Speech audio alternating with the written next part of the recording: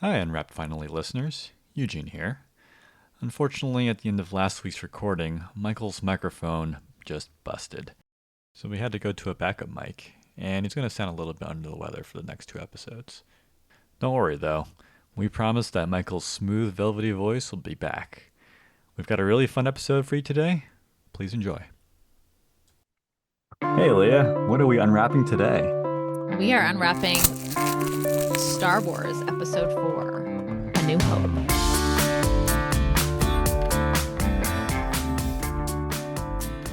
Crinkle, crinkle.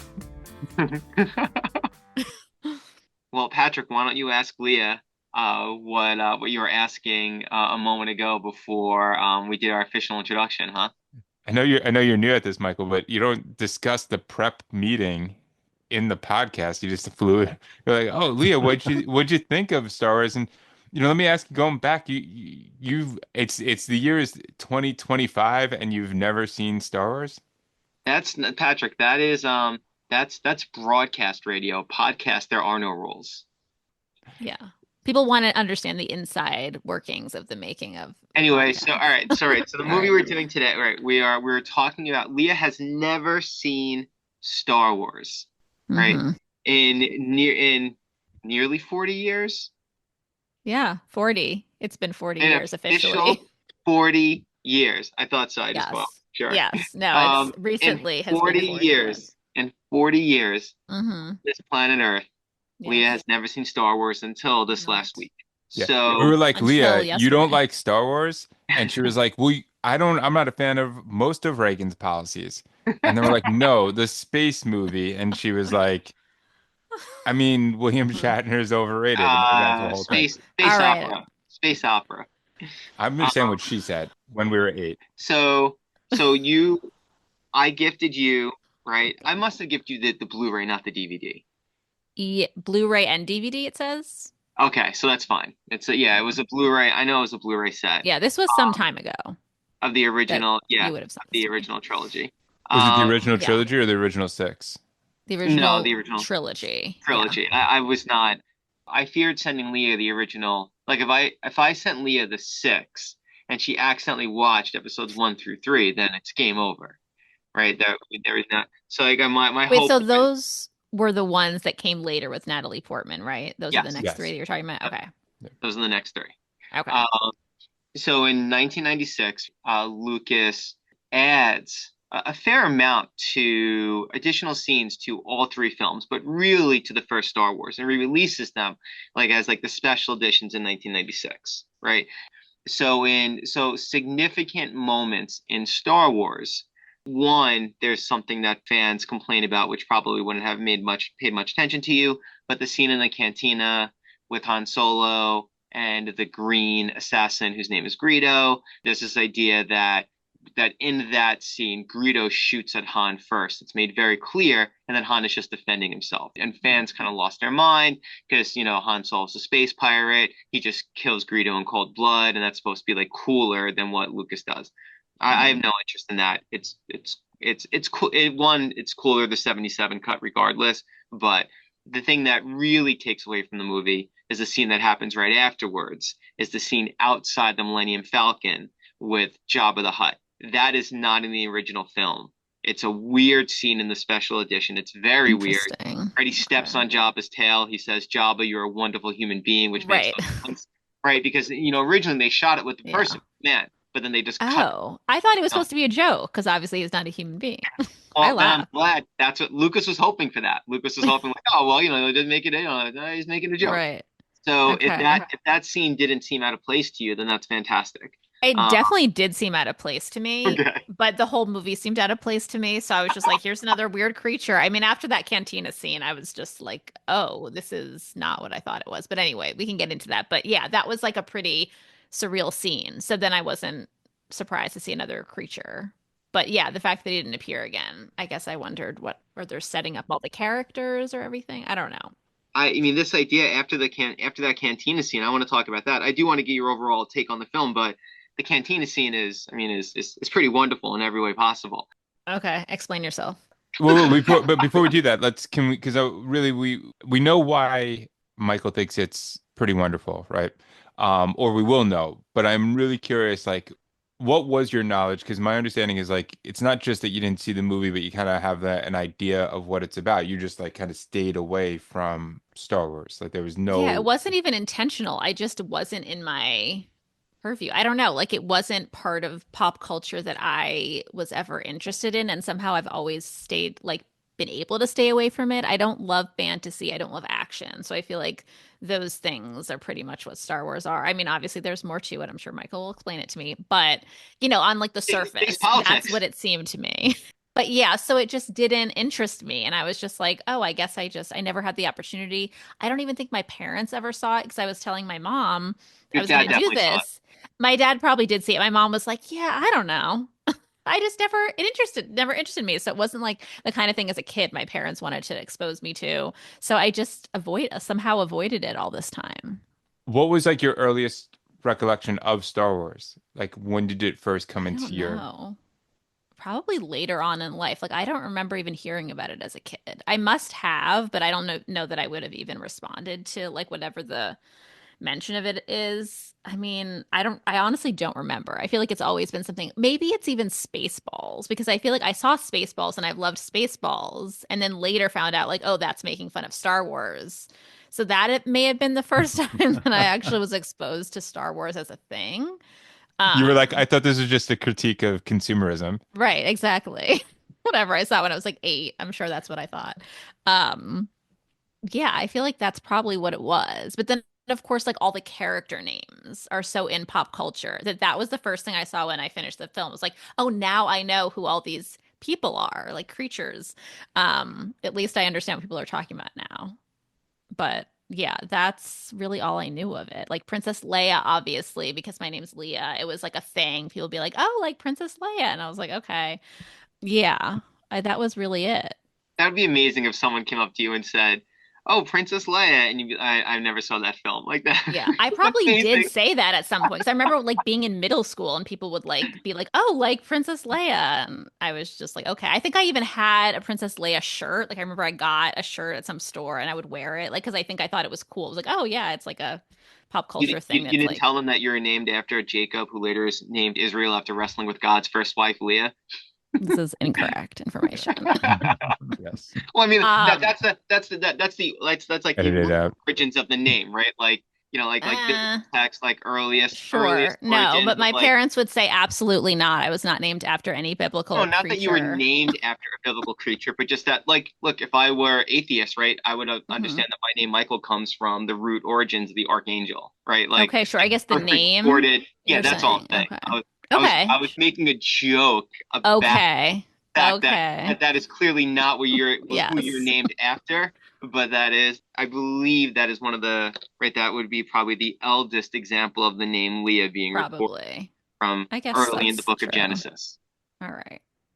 Wow. Where Jacob worked 7 years. 7 years. He worked 7 years in the fields My after Yeah. dad might be birth, rolling in right? his grave right now. Yeah. Eugene, are you marking the tape right now as we're doing this? Like this. Just given Oh God. the route that that Jacob worked 7 years in the fields to Okay. marry Rachel. You're gonna roll your eyes at this, Leah, to marry Okay. Rachel, but then his uncle, his mother's brother, Mm-hmm. um deceives him and on the wedding day swaps Rachel for Leah because she's hidden Wow. under a veil. So Jacob marries Leah, and then he works Okay. 7 more years in the field to marry Rachel too.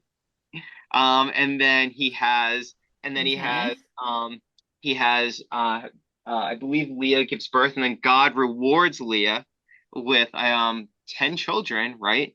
And Rachel gives birth to two, is that right? And then they are the 12 tribes of Israel, representative of the 12 tribes of Israel. I think that's how that goes. Okay. It's This insane, is right? this is before the Well, B4 movement. well, that has something to do with me, but it's a fascinating story. I clearly have never read the Bible.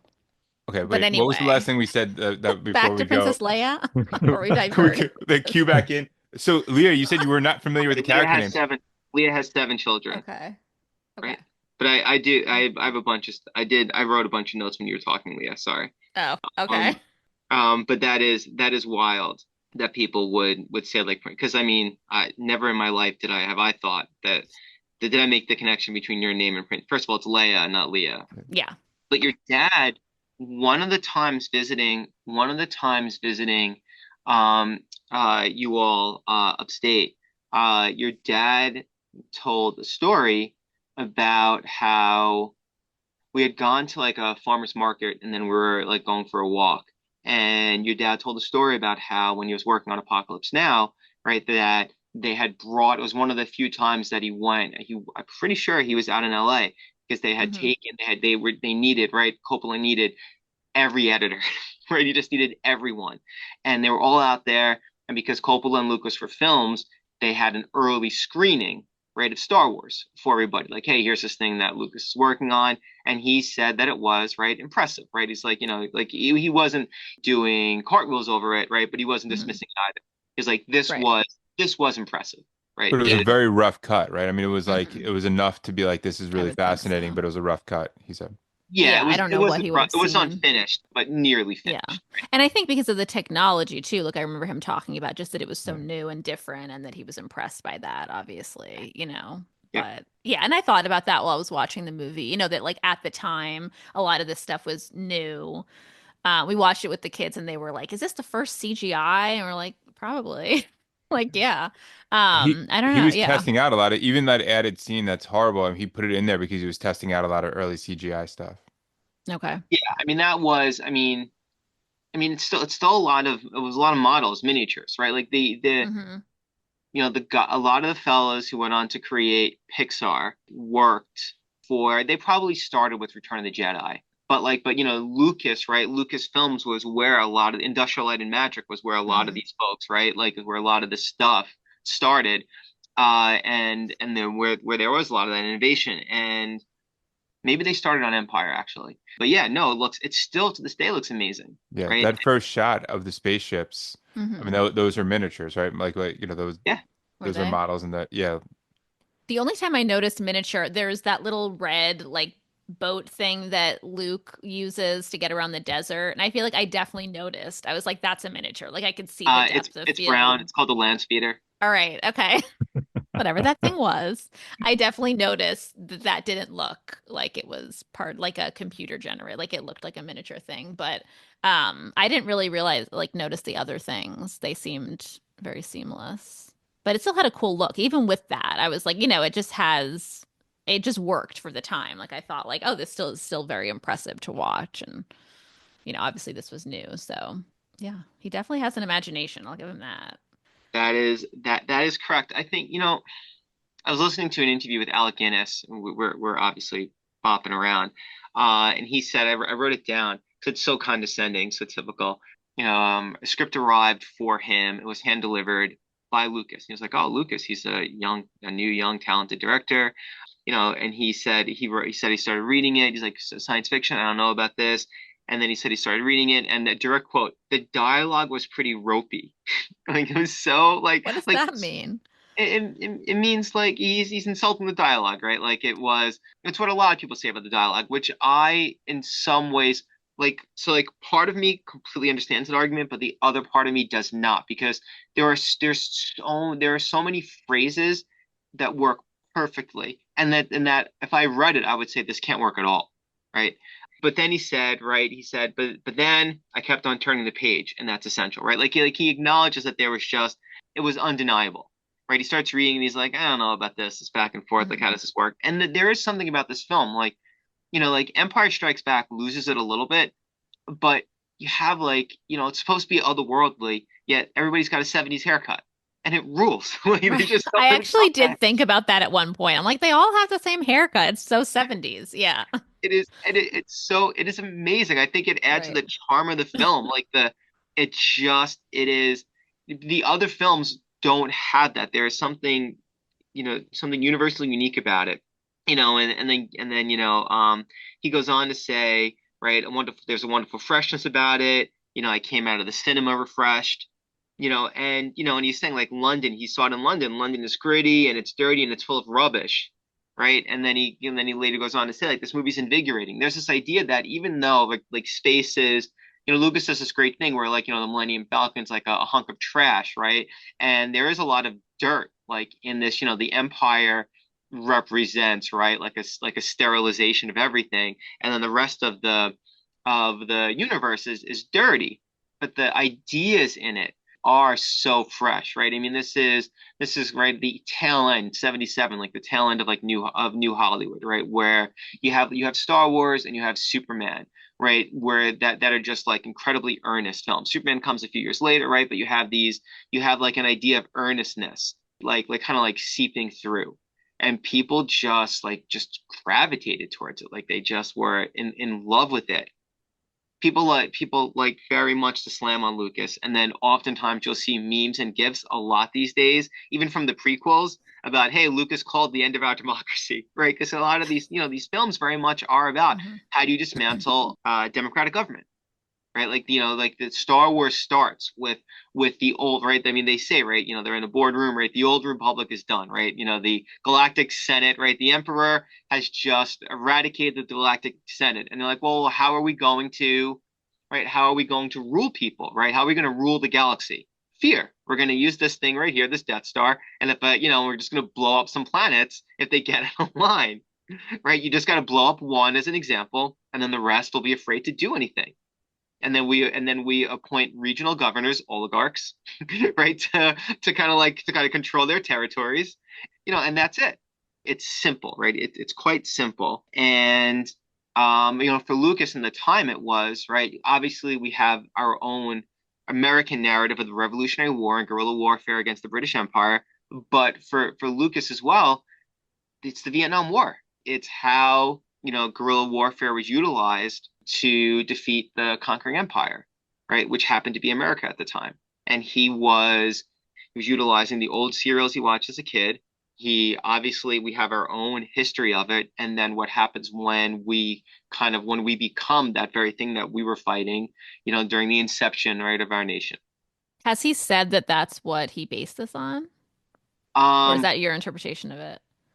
I'm pretty sure that Lucas has spoken about the any interview with Lucas is incredibly fascinating. The best one to watch, like the best one to watch, and this was right before Charlie Rose was canceled. I don't even like to use the word canceled, just he was exposed for being the horrible human being that he is. He does this, it's the height of his status, and he's interviewing Lucas, and he's getting incredibly frustrated, like Mm. beyond frustrated at George Lucas for his earnest answers. Like he's getting, Lucas is about to receive a Kennedy Center Honor Award. Disney had bought, right, Lucasfilms, right, and I believe it was like for $4 billion, and I'm pretty sure all $4 billion Lucas donated to education because he's like, my kids are already way too wealthy to begin with, right? So he's getting this award, and Disney's gonna release, right, their first in the new trilogy, right, episode 7. The Force Awakens. It's going to, be this massive thing. It is the film that has made more money than any other film in the U.S. still to this day. And Lucas is gonna get this big award, this big honor. And Charlie Rose says to him, like, he says there are a couple of things that drive Charlie Rose crazy. He's like, so George Lucas, what's your greatest accomplishment? And George Lucas goes, the birth of my children. And Rose is irritated, and he goes, oh yeah, of course, but other than that. And Lucas is like, what do you mean other than that? That's it, buddy. Like being a father. That's my greatest accomplishment. Like actively being a father, like and consistently being a father for as long as being a father takes, right? Uh, and then and then Rose is like, you're, Kennedy Center Honors, you're getting this big award, right? What does this mean? And Lucas goes, I don't know. Francis and I give each other awards all the time. And what he means is like him and Coppola, they make movies, they share them with each other, and they give each other awards. Right. He And doesn't need it was an anything else. amazing interview. Amazing. Yeah. But he has an interview spoken about that. I'm just going to check. Because that analysis obviously makes me like it more, but again, it's not like I really picked up on that, but you've also seen it a million times. Like, is Yeah. that what you picked up on the first time? Sorry, go ahead, Patrick. Was that you should have heard him when we were like 7 years old talking Right. about the, It was like, the this is section of about democracy. the how to dismantle democracy and Right. the attempts to I think if you like took everything that Michael said and you ran it through Chat GBT, you would get some citations from Lucas interviews. I think that Michael definitely like put it together in an articulate way that I don't think you would find like a specific Lucas interview that he said it, but He does it. It's so easy to find this stuff. Yeah. There's a bunch of them, but like he's referencing the Revolutionary War, he's referencing the Vietnam War. But He's it, he's but to he's your credit, Michael, to your credit, this is you putting everything like you're getting an A on a essay, pointing all these things out and articulating it in a way that somebody hasn't really articulated exactly like that. Like if you wrote this to speak about what's going on in America today, it would be new information, but referencing a lot of old information. And George Lucas would be like, not that I often speak for George Lucas, but when I do, but I think he would be like, yeah, yeah, okay. That's it. But Leah, like watching it, what was your takeaway? I don't know that I had one. Yeah, I feel like it kind of went over my head in that like a lot of movies like this do. Like I just don't I don't know. I have a hard time kind of getting. I mean, obviously, yes, because I've heard so much about it. I think also like I'm taking in what I know about the movie, like good versus evil, like the rebel forces versus the establishment kind of thing. So when I hear those phrases, I'm like, oh, okay, yeah, like that's the theme that we're going for. But yeah, I didn't get like a ton out of it. I don't know. I was kind of watching it. I was a little bored, to be honest. A little slow. The creatures. I mean, yeah, I was just kind of taking it in and putting together what I knew of it with like what I was seeing. And I was like, oh, okay, this is that, and this is that, and this is that reference. And yeah, I wasn't sure like what I made, what I like got from the end of it. I think I expected to continue a little longer. I was like, oh, it's over. And I think I even said, I was like, when does he say, like, Luke, you're my I'm your father? And they're like, it's in the next one. I was like, oh, okay. I was waiting for that line the whole movie. So you were aware of that. I was like, oh man, I hope that Yes, okay. I am aware of it, and I'm aware of like the weird like brother sister dynamic. Like I assume like at some point they find out they're siblings, and it's weird because he likes her. So I was like, oh, waiting for that to come to fruition, and apparently that doesn't happen in this movie. So yeah, those are the things I was more like paying attention to. I was like, okay, this is like the thing everyone's been talking about my whole life, and now I'm actually seeing it, and it was a little underwhelming. And I think keep in mind like a little bit of the history is like when Lucas wrote this, he wrote like a what, like a 900-page draft. Oh my Um God. and then when he was like he narrated, that's why it's like episode 4, much like also like linking at the serials that he grew up with, but he went into this hoping to, if he had a chance to make more movies, but also recognizing that Hmm. this might be his one shot. So like closing the loop on like, the sibling dynamic. Okay, maybe it's not a sibling Right. dynamic, or like the relationship between uh Okay. So yeah. do you think at that point he didn't know what was going to happen with the story? No, he knew, but I think Okay. he made it he shaped it so that if it was a standalone film, it would work. Okay. Episode four wasn't in the original 77, right? But in 1980, when The Empire Strikes Back came out, it is episode 5, right, Eugene? Like I'm positive that like when he was making the sequels, he was like, because when growing up, I knew that these were kind of like, as a kid, you understood that even though this is the first film, he's starting a story in his from his mind in the beginning, in the middle, right? Hmm. That there were things that came before. Now, did they need to be shot, right? And did we need to have those prequels? Some would argue yes, some would argue no, right? In time, people really seem to enjoy them, right? Yeah. But he was like, when he can only make one film, he chose to make that story. And then when he was going to make a trilogy out of the three, he then was like, in the scroll for the next one, I'm going to write episode 5. In Hmm. that, because that would have been 4, this is 5, and then 6. There would Okay. have been, because there would have been a 1, 2, and a 3 before this if I had started from the beginning, right? So were one, two, and three then what he imagined, what he was going to do had there been, or was that, I forget, did he create those or was that taken over Yeah, by he someone made else? so Okay. the disaster. What his original intent for the prequel is essentially, right. It's basically the story that Obi-Wan Kenobi tells, that Alec Guinness tells. When he says like, when Luke Skywalker says, "What happened to my father?" Right. He was Hmm. murdered, right, by Darth Vader, who was a young pupil of mine, Hmm. right. He was tempted by the dark side of the Force. It was essentially going to be that story, which, for like, 20 years, people are really excited about. People could get behind, like, ooh, let's Hmm. let's meet someone that we will fall in love with and be charmed by, and then watch them be seduced by power, Hmm. and find that as devastating as the brief story that Guinness tells, right? And so Lucas's plan was, like with the original trilogy, he was going to direct the first one and have other directors direct the second and the third. And then he decided himself to direct the second one. And then the third one, he had reached out to Spielberg to direct, and Spielberg, story goes, was like, "Oh, Luke George, this is your thing. You know it better than anybody else. You should just direct the third one too." Initially, he maybe even wasn't going to direct episode one. He had shopped it around to some of his friends, like Ron Howard, right, as well, and even they were all just like, "No, you should make it, right? This is your thing." And then the first one comes out, and people are underwhelmed by it, and then the hope is that the second and the third will be better, and people have mixed feelings about all three of them. And then over time, people have grown to love them or find value in some of them, right? I mean, I find value in some of them, right? But they are not like the original, for me, not like the original trilogy. And to offer context, right? You had asked the question, Leah, about like, was I aware of these things when watching it for the first time? Mm-hmm. I was aware of them pretty young for a variety of reasons, right? Like, I was born in 79, so I came up. The first film that I saw in a theater was a drive-through, and it was Return of the Jedi. And I had already had the toys, and I had watched the films on the first two, probably more Star Wars than Empire Strikes Back, a ton on VHS, like over and over and over again.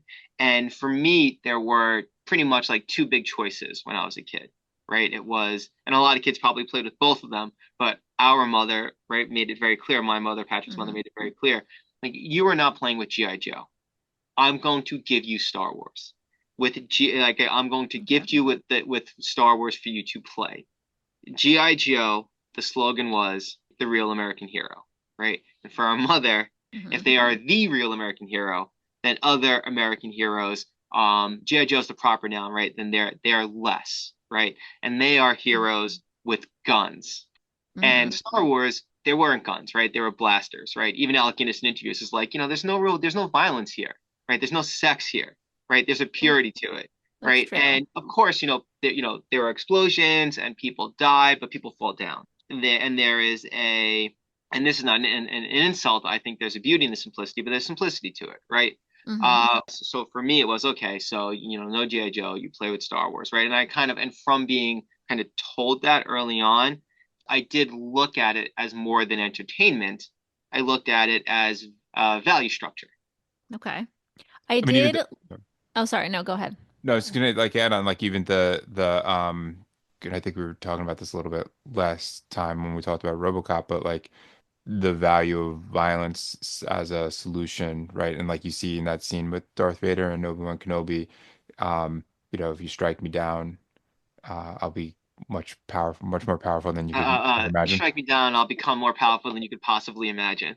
That's not what I said? That's not what you said. And even before then, and this is the dialogue. Let's talk about, like, someone might call this hokey. They square off 3/4 of the way through the film, and this would be like this. You read this on paper, and this should not work. Darth Vader says, the circle is complete. When I left, I was but the pupil. Now I am the master, right? Something like that. And verbatim, Obi-Wan Kenobi's response: "Only a master of evil, Darth." It's like all the awards, Right. right there. That line is insane in just about any context. It's so simple, and it works. Like, as a child, I understand what he means, right? Like, okay, maybe you are more powerful, but I don't want that kind of power. I'd rather lose. It painted as a kid. It like painted a picture of violence being limited, the power of violence being limited. So, yeah. No, I mean, I'm thinking, like, is this a movie targeted at younger viewers? Because I feel like, because it is so simple, it is innocent. And I did appreciate that there wasn't violence in it. Like, there was nothing in it where I was like, oh my God, I can't believe I'm watching this. This is making me mad, or I'm upset that like the kids are seeing this. Whereas when I watched RoboCop, I was like, oh my God, like I can't even believe I'm watching this movie. And it was objectionable. So I felt like, so there's nothing that I'm mad at about this movie. It just isn't like the thing that, when everyone's like loves a movie, I'm just like, but I'm not mad at it. And it is like the themes are good for people that are learning values. So is this a movie like that, do you think is, obviously adults can get something from it. I may not be one of those adults, but Like, is it a better movie for kids? I don't know. So when the prequels came out, Lucas's response was, well, it's for children, it's not for you. Because adults were complaining, they were upset, they were angry, right? And Lucas Why? is like, well, this isn't because people had spent their like lives loving Star Wars, right? People would have Star Wars weddings. The idea of the Force was a religion that people could get behind, right? Like Alec Okay. Guinness, even in an interview, was like saying like people like like Obi-Wan Kenobi has become like a guru, and people like write me letters to solve their problems, right? Hmm. And look, I mean, I think there are conversations to have there, and it would be fun to explore those conversations. So, but to answer the original question, so Lucas says, so then the prequels come out in 90, what they started in 99, 99. Yeah. and people are upset by them because they're not as good as the original films. The original films, like the original Star Wars and The Empire Strikes Back, are nearly perfect films, right? I would argue Empire is a perfect film, and then Return of the Jedi is a good film, right? And people were in love with that trilogy, and they were and they also the emotion that comes from it they wanted they wanted it back when they saw the prequels, and they didn't get it. And Lucas's response was, well, they're for children, right? Children are enjoying it, so there you go.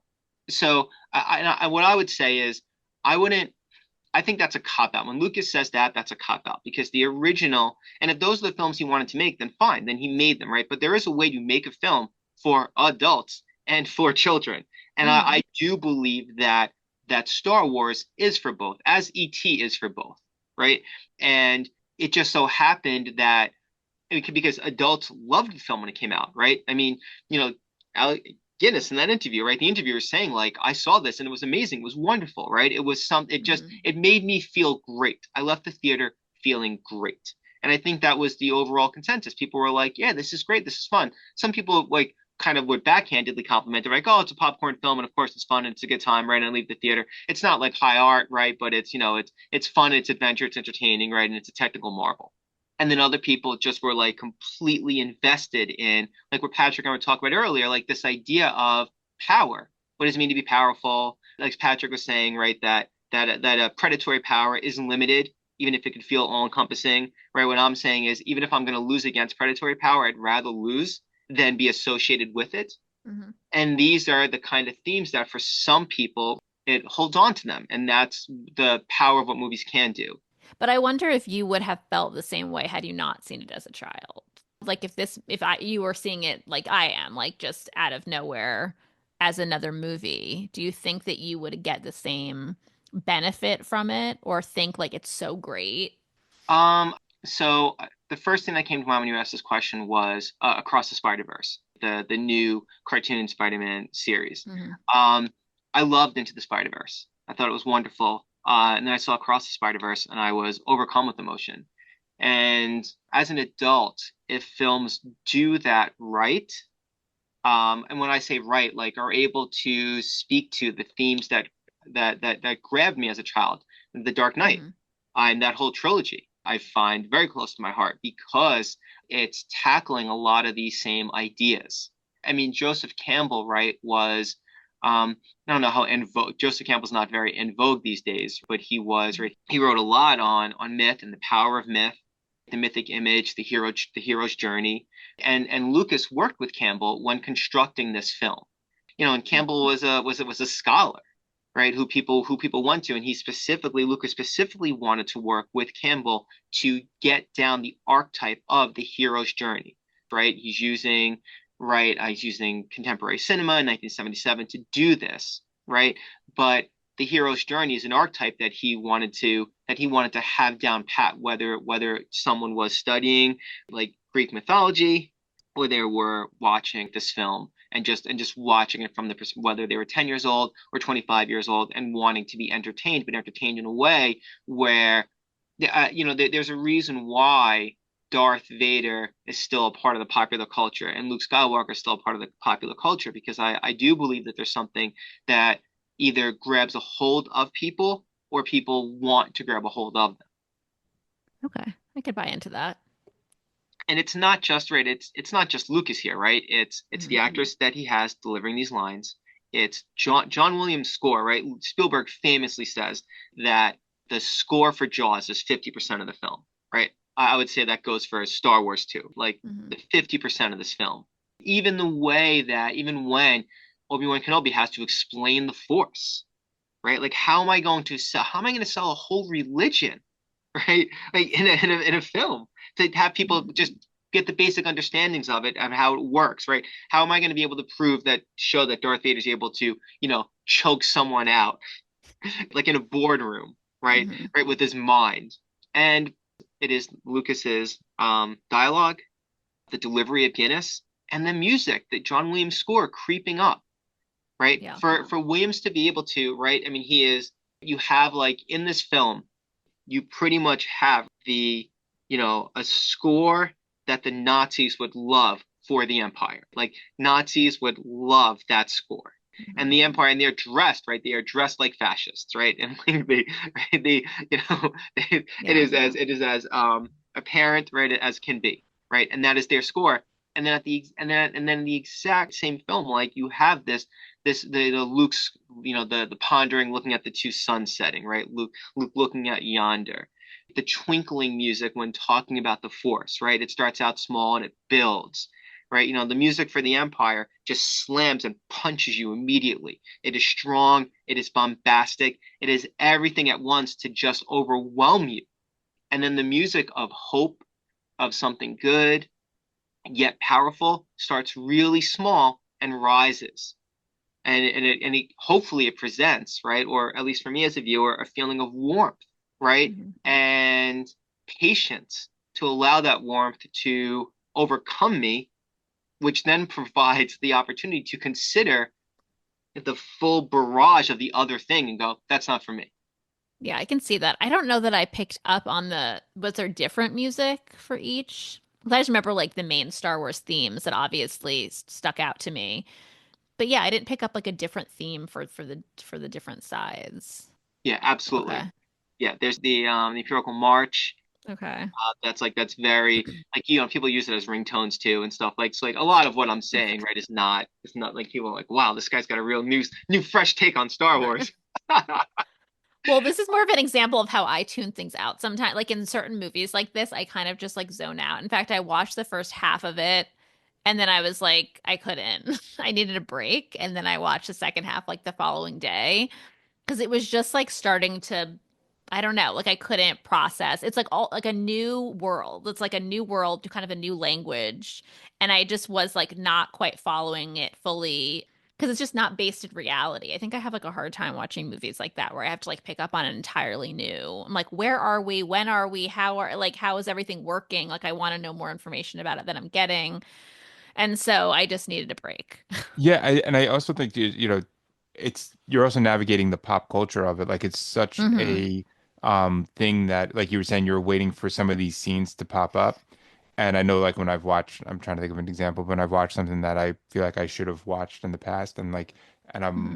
sitting there, I'm like thinking about all of the things that I've missed out on, or things that like I've heard, and I'm like trying to put it in its proper place instead of just like watching the story unfold. But also, to your question before, would we like the movie if we didn't grow up with it and just watched it fresh today? I think there's something too Hmm. about being pulled into something that is like a popcorn film that has layers, that when you're a kid you watch it because it is exciting and you're still trying to figure out what about it is exciting. You go back and you revisit it and you kind of start picking up on all these layers, and it's a hard thing to answer too, because we watched all three, like I grew up with all three on all the time. So like I just and then you start to like analyze it. Why did I gravitate to this character? Why do I feel this emotion when I see these sun's setting, Hmm. and separating it out, so like taking it all in? Was there anything that you particularly enjoyed, or was there a moment when you really checked out? Yeah, well, I was gonna say when you talked about a character, I mean, this is not going to be obvious, but like, so when I first started, I was like, oh, I really like C3PO. He's funny. And then they were like, you are C3PO. And I, oh my God. And then like at the end when and at some point in some scene, he was like, oh no. And they're like, yeah, that's you. It's like, oh God. I don't know if that's an insult or not, but I really enjoyed him. I was like, he's funny. He is funny. Yeah, Yeah, he was my favorite part, and I liked his relationship with the R2D2 or whatever. I was Yeah. like, now I finally understand all the characters. At the end, the kids quizzed me. They're like, "Who are all the characters?" I was like, "Okay, I know their names. I know all their names now, and like now I can know like who is who." I'm like, "Oh, that's Han Solo. Oh, that's like whatever." But yeah, I appreciated that little android relationship. I found that They were humorous. written as the comic relief and also as there's a technical term for it, but as the narrators, right? They're guiding you through the story. What's the Reliable? No, not Are you looking reliable for the Greek narrator. Yeah, chorus? yeah, Are yeah, the you Greek chorus. Thank trying you. out the Greek chorus? Yeah. Okay.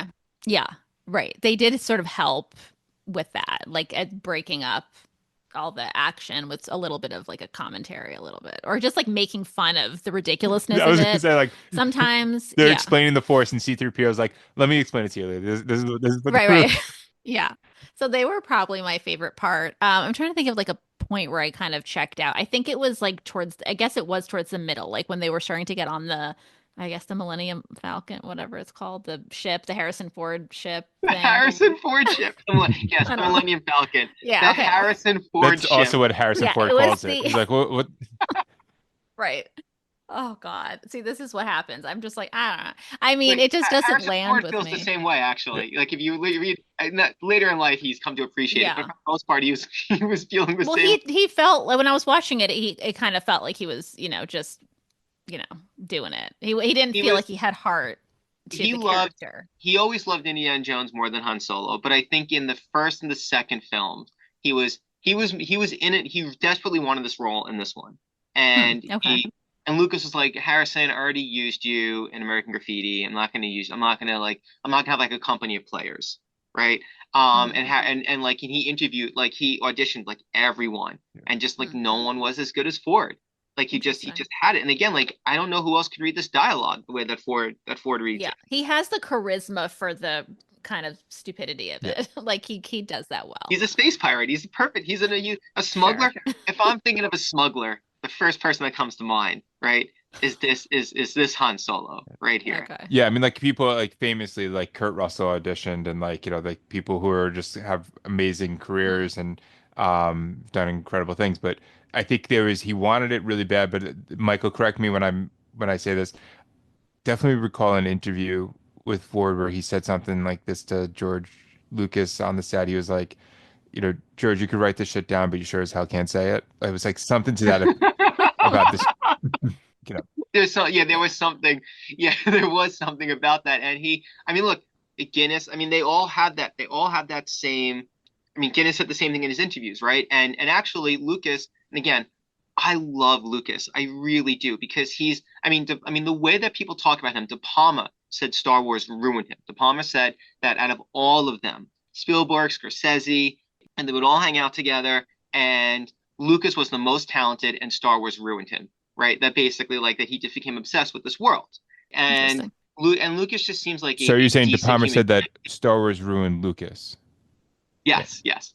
Like that Oh. Oh, without I thought you meant like he Star Wars, loved it so yeah. much. Oh. that without Star Wars, right? And getting Huh. and with the success of that and just kind of going all in that world, he could have been right like a wonderful filmmaker, right? Of course, that's De Palma because he would have because for De Palma, right? These aren't his movies either. Yeah. So Well, Lucas, what had Lucas done before? I think I saw American Yeah. Graffiti. I may yeah, not have, but what else has he done before that? THX 1138, he made that film with Uh, Duvall as a real small film oh. that screened at Sundance, I believe. I've only seen THX like twice, and it's cool. I mean, it's very Okay. small, like limited budget, right? And then American Graffiti. I love American Graffiti. I think it's a Hmm. great film. But with Star Wars, so like Lucas is so typical Lucas, right? He didn't think this movie was gonna make any money, right?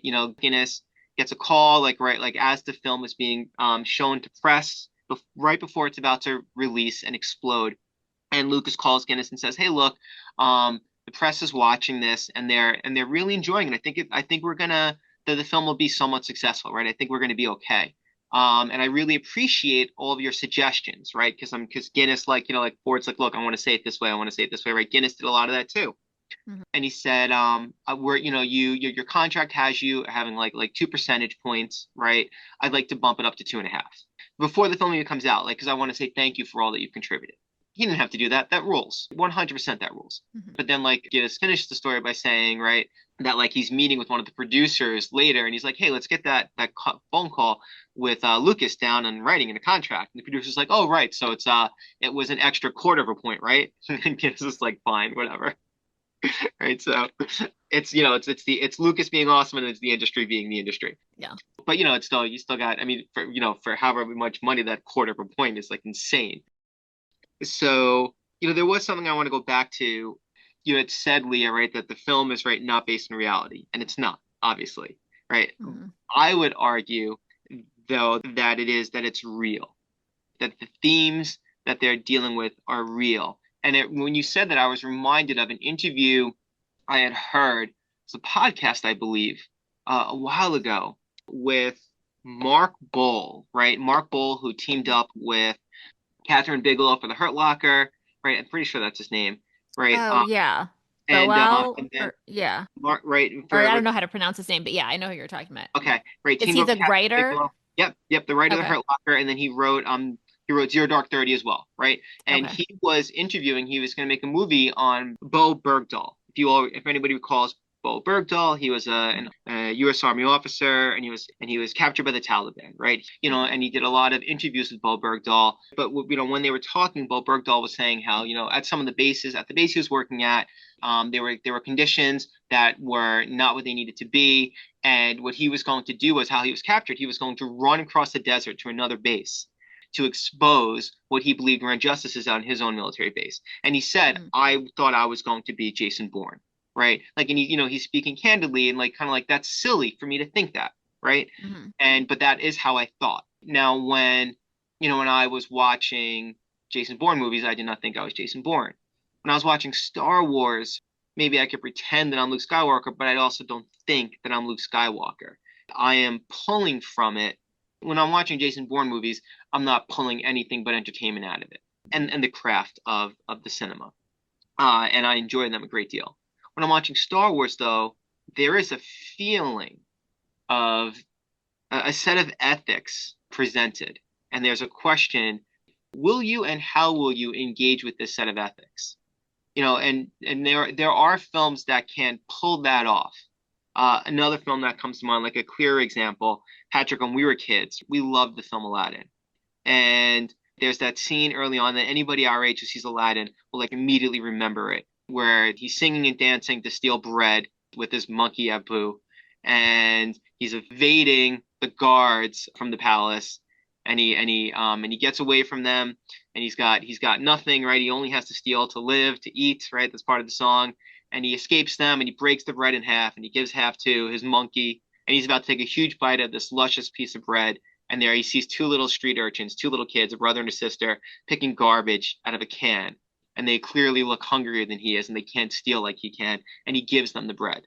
And like you're a kid and you're watching it, like and you're just like, oh, this guy's the hero because he's giving away the bread. But you stays with you and you remember it, where you go, um, if I am someone of means, despite whatever situation I'm in, if I have means, I can provide for myself, even if I am in a desperate situation. And if I have, I can still give.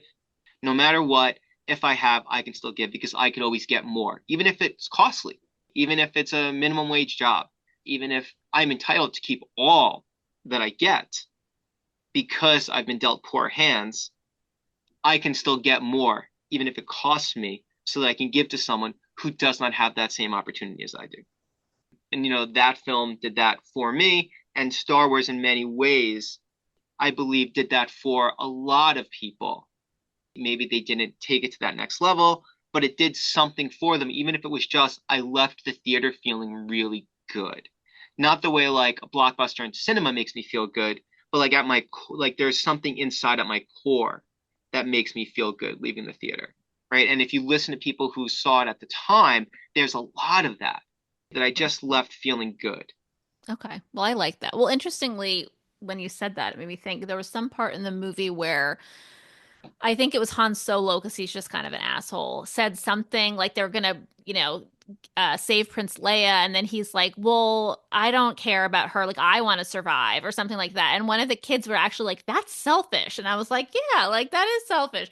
But that's maybe a perfect example of what you're saying. There are themes in there, obviously, that if you are like a feeling person, you're picking up on that and you're like, well, that's not good, or this is good, or like obviously that is like a teaching moment that I appreciate in a film. Like it's meant to be good and to teach those things. Like that's not what we're supposed to be doing, is not caring about other people. So I'll give you that. I think the verbatim line, Luke goes, whinily, they're gonna kill her. Better her than me. Right, exactly. That was it. Yeah. That is selfish. And that's That's and it's hard to feel how selfish that is, because Yeah. when you, to go back to your other question, like when you grow up in it, you're like, he's gonna come back. But like Right. for you, by the time he's leaving, like, do you anticipate that he's gonna come back? Or is that a reveal, or you just kind of I don't even know that I remember cared? him leaving or cared, or I was Oh, like, that's such a, that's like he, recent, like rewatching it, like rewatching it for some reason like a month ago. That was like a scene that mhm. I really, I was like, oh man, I love this exchange between Luke and Han. And he's like, we can use a good pilot like you. And My you God. know, he Yeah. No, Those it's things just don't work for me. I I hate to think say. I just don't. narratively, every time I am impressed by how they pull it off, right? I know the phrase is Chekhov's gun. Everybody talks about, oh, if early on in the film you show the gun and then you make Mhm. people forget about it. And right when the person forgets about it, it comes back, right? Blah blah blah. Mhm. So the end of the film, right? We're building up to this. Joseph Campbell in interviews talks about that Solo is the typical scoundrel, right? It's a great line. I love the word scoundrel. It's a perfect way to phrase Han Solo. And the idea is that the idea is that he will come back. That's what makes it so great. In the film, the way that the film is constructed, I do believe they do a great job. You're so in the moment. If you're thinking about the way a story is constructed, obviously he's coming back. If he didn't come back when you left the theater, you'd go, "Hey, wait a second, that guy didn't come back. What was that all about?" That would make you possibly make you even Mhm. angry, right? But when you're in the moment, right? You're in the tunnel. If you're following the film, right? You're in the tunnel. You're with Luke. Got Darth Vader behind him. You're really just thinking about they show the objective. You got to shoot the thing into the hole, right? It's got to fit perfectly, right?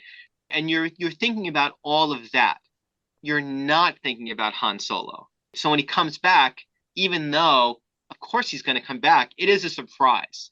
And the film narratively pulls that off really well. Other films, you are thinking it's going to happen. It's going to happen here. It's going to happen here. It's going to happen here. At any second, you know it's going to happen, right? And you're happy, right? They did a good job how they're bringing it back, but you are thinking about it. In this film, early as a child, even later on, they do such a good job by busying the scene, not chaotically, but like with the narrative of the moment, that when he does come back, it is a nice surprise, right? It brings, even if you're expecting it, a smile comes across your face, right? And by you, I don't mean you, Leah. Not me I specifically. mean I was just like, a oh, there he is again. yeah, possible classic general C-3PO audience, response. Yeah. right? And you get that nice line. I think, like Lucas is so invested, right? He knows the story so well that you have that line where Han Solo, he doesn't believe in the Force, right? But Mhm. he knows Luke does. And he respects his new friend. And he says, "May the Force be with you." And Luke's kind of like, like F you, buddy. You don't and Han feels bad. He Mhm. feels bad, and he's got a legitimate argument. Like, hey man, I know what I'm doing. I want to save my own neck, and I got debts to pay, so I got to take care of that, right? I've already been brave and heroic, far more brave and heroic than I wanted to be in the first place. Mhm. So now let me go do my thing, right? And it's this wonderful thing that he can't, right? He can't escape the movie that he's in a wonderful way, right? Where he comes back, right? And Mhm. and he thwarts villainy so Luke can blow up the Death Star, right? And we get the march and the movie ends. I love how the movie just ends, right? They get an award and the movie's over. It's Right. so weird. It's so weird Okay, that's so how it the wasn't movie just ends. me. I was like, It wait, is it's weird. over? No, that rules, right? I mean, did you want more movie? It doesn't seem like you wanted more No, movie, I was like, Leah was oh, like, it's I was over. out after Okay. 30 Whew. minutes. Yeah, right? He was I Like, like, was like, no, all he right, was like, I oh, did the it. droids left the desert. Cool. That's God. cool. But yeah, no, but I just didn't, because I was like gonna pause it for something and they were like, no, it's about to be over. I'm like, it's about to end? What? Like it just didn't feel right. But then it ended. And then but so what's the point of the, like, why did it end that way? they in blew up the your Death Star. opinion. There's hope, right? There's hope. Essentially, right? It is about. Okay. It's not about, right? I mean, imagine like how horrible. I mean, honestly, how horrible would the film be if the entire empire was destroyed? It was in a 2-hour film like that, right? The empire is supposed to be something that is all encompassing, right? I mean, they have control over the entire galaxy, right? So the point of the film is to do something that was seemingly impossible, to show that this force of predatory power does not have complete control, that there can still be autonomy, there can be free will, there can be whispers of hope, that it is not just like just accepting defeat, which is what they want, right? They want people to just believe that they have no other option, right? They say that in the boardroom, right? And Vader's like, and that's what the Force is, right? Whether it's religion or the Force, whether it's the Muslim faith or Judaism or Christianity, it is this belief that predatory power is not absolute. And even if it is a losing battle, combating it with something that can be helpful to other people is worth fighting for. And if that is alive in anyone, that is a certain death to predatory power. Harry Potter does it brilliantly, right? In the 7th book, right? Right. There's all this business, right? In those books, so much business. But really the thing that without this thing, the series is over. Harry loses. Is Draco's mom. Who's like, so is Draco alive? Because she loves her son. She can't be in with Voldemort because she loves her son. And then he's like, yeah, Draco's alive. Okay, right? Because she lies is what allows the rest of the film to happen and for Voldemort to be defeated. Sometimes like just a spark of hope and or love. If you are predatory, it cannot be allowed to exist, or else it is a massive, desperate threat to you. And that's kind of like what Darth Vader's saying, like about, the power of the Force, right? The guy's talking about the technology of the system, right? And Vader's like, you don't understand. The spark of this thing will destroy all of our power. And that is what he means. I think it's interesting too. I was just thinking about this, and the movie does it's all about like the Force and the dark side of the Force and all that, the battle between good and evil. But the cynicism of Han Solo, like the rejection of Han Solo, to your point, Michael, where you have Luke Skywalker who really comes across as like a whiny, idealistic kid, which is like as he's supposed to be. That's not an insult of him. Like that's like he believes 100% unquestionably in the Force.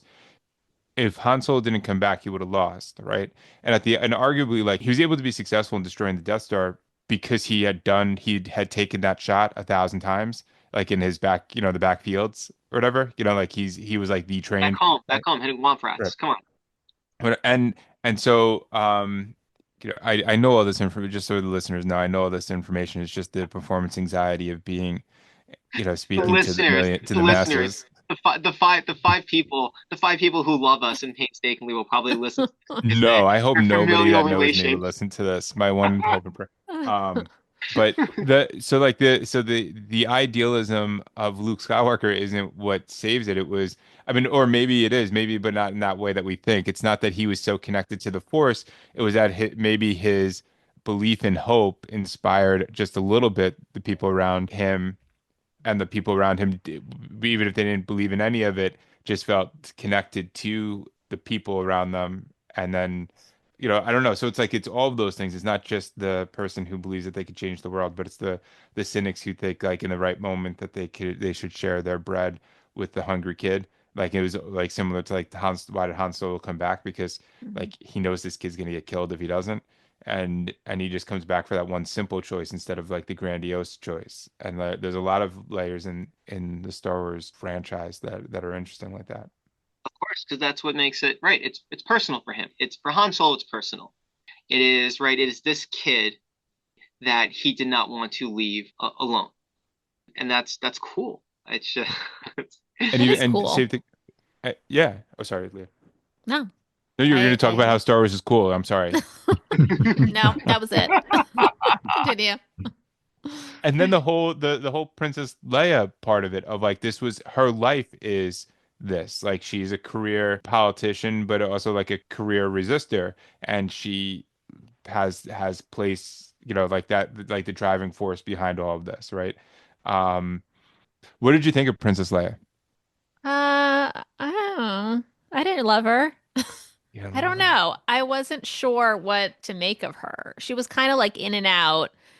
Yeah, didn't love the acting. Was wondering whether she was all there, you know what I mean? Back then, I know that Carrie Fisher had gone through some troubles. We actually talked about we were watching it whether or not that started then because she looked a little out of it. But I don't know. I wasn't sure that I really got that character and it really gave something to me in the film. But maybe that was just me. Yeah, I think she was like half written. And that goes back to like putting it into like the full context of everything I know and what I watch and all the Hmm. other movies. Yeah, I'm Uh, sure there's more. Well, I didn't hear what you had to say about Princess Leia. I feel like I just ended it and I was like, wah, wah. I didn't like her. But like, did anyone did anyone else feel the same way, or was it just me that felt she was like a little bit of like a I don't know, didn't really work for me. Or how did you feel? Does anybody else feel like she was a little disappointing, Princess Leia, the cinematic feminist icon, Princess Leia?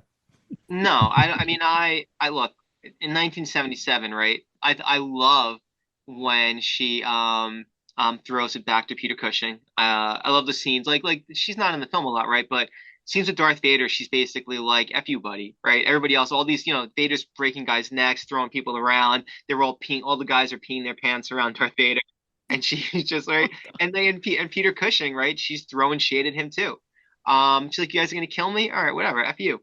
I guess she is. I mean, maybe at the time, she was more of a yeah, like a feminine, like a strong woman character. Maybe that wasn't as common to see. And now I'm just like, well, like she's not doing enough or she's not in the movie or it's not that well written, but maybe at the time it was a little bit more unique. I don't know. Yeah. Recently what they turned Princess Leia into, right? So Disney Plus has all these shows, and the last one that I watched a few years ago was Obi-Wan Kenobi, where Ewan McGregor plays a young Obi-Wan Kenobi, right? And they kind of go back in time, right? And there's they introduced Princess Leia as a child, like as a 10-year-old, right? And in Star Wars world, Princess Leia, is like the height of, like feminist icon, right? As Patrick is saying. And how they introduce her, right? She's a princess who likes to climb trees. She doesn't want to wear dresses. And I find that so irritating. So Hmm. why can't a feminist want to wear a dress? Why can't Hmm. why does she have to climb trees? Why does she like defy her parents? It is so limited in its scope, Hmm. right? And in this film, she wears a purity white outfit, right? And Right. and she's basically like giving it to the most powerful people in the galaxy, right? If there was Hmm. cursing in this, she would be cursing at them. She's spitting in their eye, Hmm. daring them to assassinate her, right? I'm not saying it's not without flaw, but it Hmm. is better than the Hmm. dribble that is used to explain it now. So, Eugene, what did you think of this film?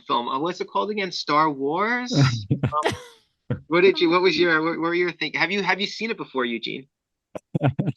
Yes, many, many, many, many, many times. I think the only two posters Eugene has hanging up that we can see are both Star Wars posters. Yeah, they are Really? In your room right now? right, Yep. right I there. didn't even notice. One Oh. one of them is one he bought me and bought himself also, and the other one I bought him as a engagement gift. Is that what's in the background? I just see the lightsabers. Yeah, I can The, only see it's sort of I yeah, think glary. that's the glare. Last Jedi. I'm a Last Jedi defender. Mm. No one listens to this Yeah, podcast. no. But yeah, Eugene, how did you feel about seeing it for the whatever millionth time? Did you feel like did you Just, love it? nostalgic. It's all the remember berries.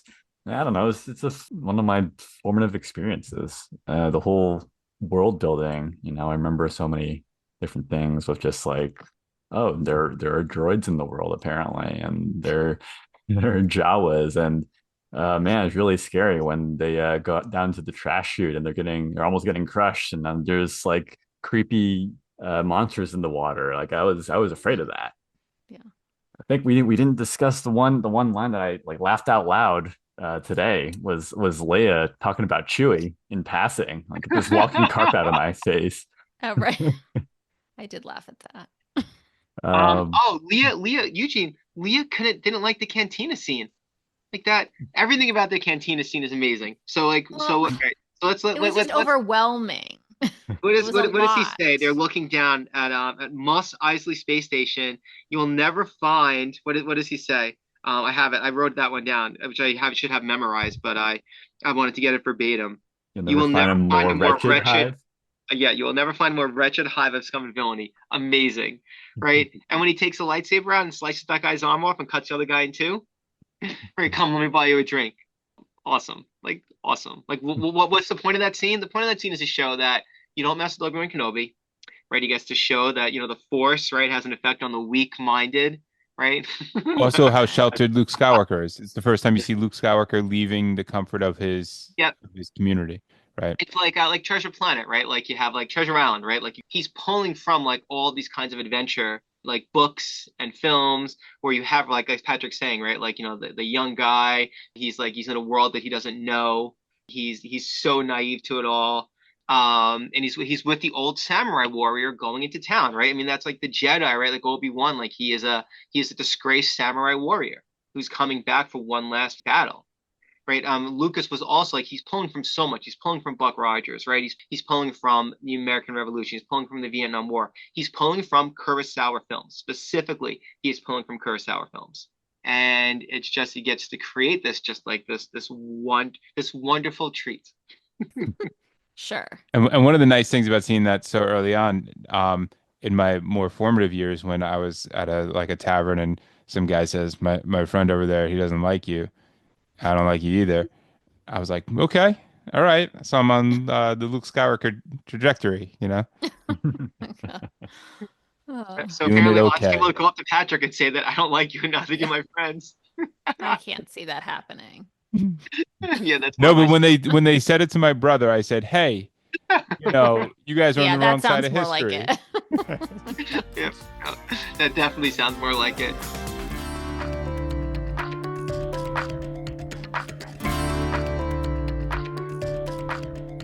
So, all right. So I'm glad. I mean, look, this podcast is kind of like the scales are tipped in many ways because, right, you have the whole purpose of it is someone who would never watch these films watching them and not watching them for good, Right. not watching them for a good reason, watching them with someone, right, where they're basically like, these films are my life. Right.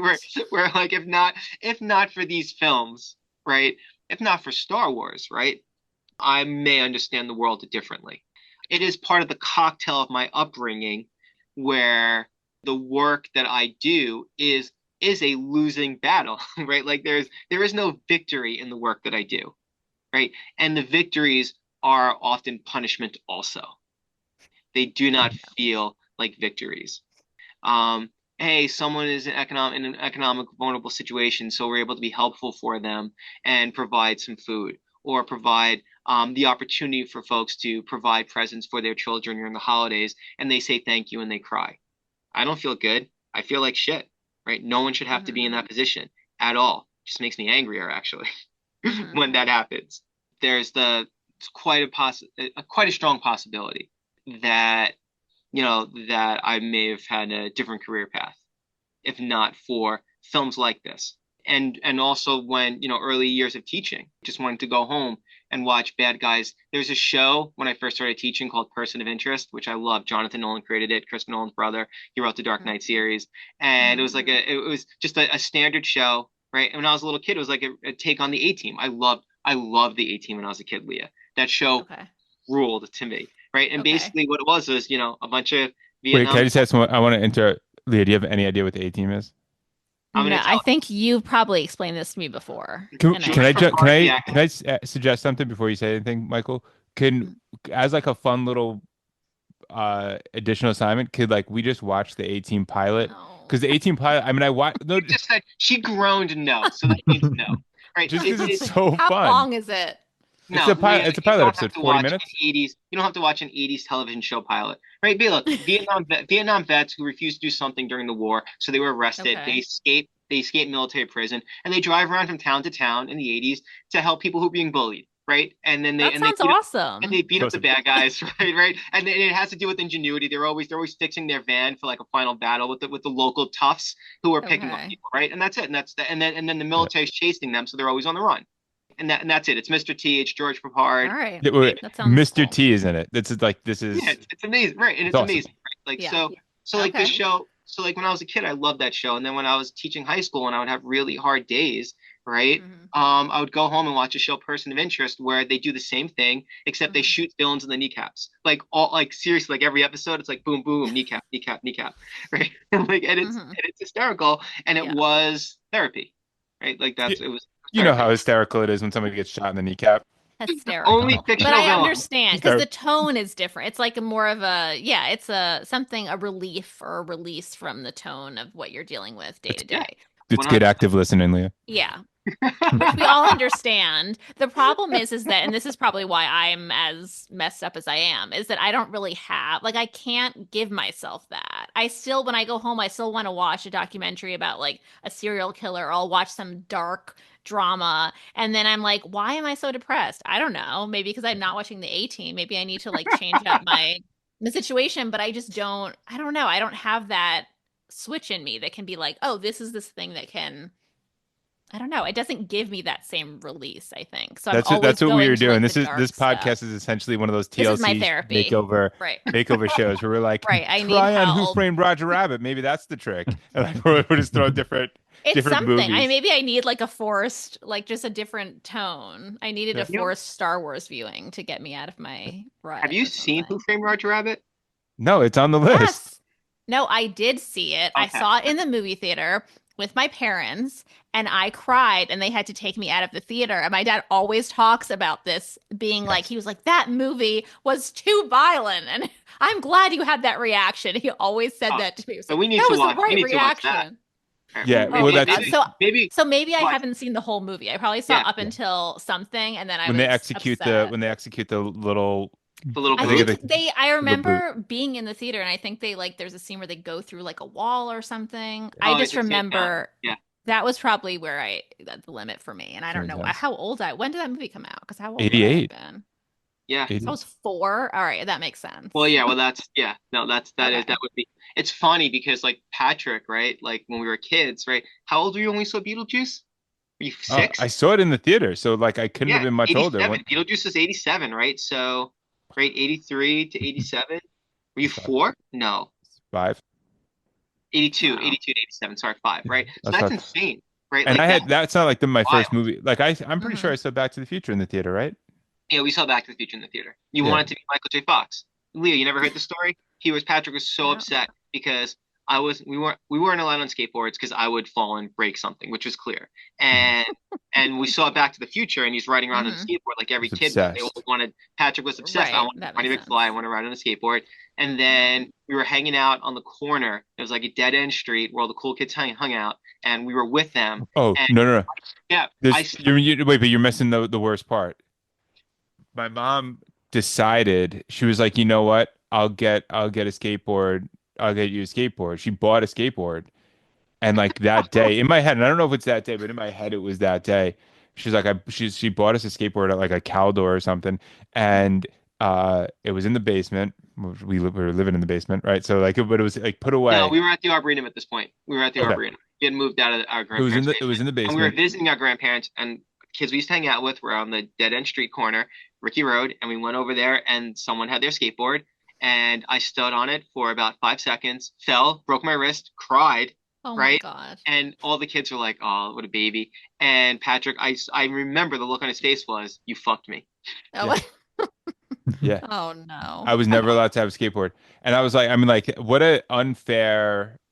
Like, You really like ruined I it, don't have Michael. his verbal skills. Maybe I have balance. You Yeah. know? Oh my God. Well, Back to the Future is a classic. I love that Yes. movie, and it holds up. We saw it recently, and I was like, this movie It still does. rules. But It's Yeah. just so Zemeckis is good. weird, right? In a good way. Zemeckis is weird. The premise of that film, weird. Roger Rabbit, right? Still So weird, weird. Oh, I right? didn't know Like, that was the same. He yeah, directed Yeah. that. the Okay. movie. It's the movie he made right after Back to the Future, right? It is like, Oh, like interesting. I'm Okay. very curious. We'll watch Roger Rabbit. I'm very curious your take Okay. on it now because Yeah. it is Since I was also 4 and weird. ran out of Yeah. the Yeah, theater. And yeah. but it's weird too, because like I'll say this, I've shown my son a lot of things, like made some judgment calls on things that are like Michael, I don't like we just watched Captain America Winter Soldier, you know? Um He's got to know. He's got to know what's going on at school. You know?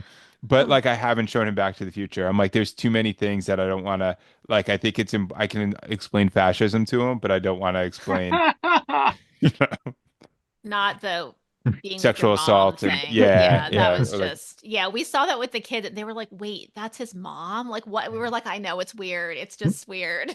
We can't Yeah. explain it. Oh, God. And Yeah. then like us in '85 seeing it being like one Biff's not cool, right? And so like so like Right. it's like the gravitas of the sexual assault does not hit. You just like this isn't a cool guy, right? And then Yeah. but the whole like this is his mom, you're like, well, yeah, that's why he's weirded out by it. Like Right. it's not Yeah. it is But yeah, you know I just the love movie it. Yeah. rules and It's it's just such weird. a good movie. Right. Yeah, I agree. All right. So, okay. Wholeheartedly. Now I'm excited for the next several. I just need a break, but we will return to Star Wars. Yes. We will return. Unwrapped Finally is hosted by Michael Lavalio, Leah Schell, and Patrick Lavalio. Produced by me, Eugene Mock. Thanks for listening. See you next time.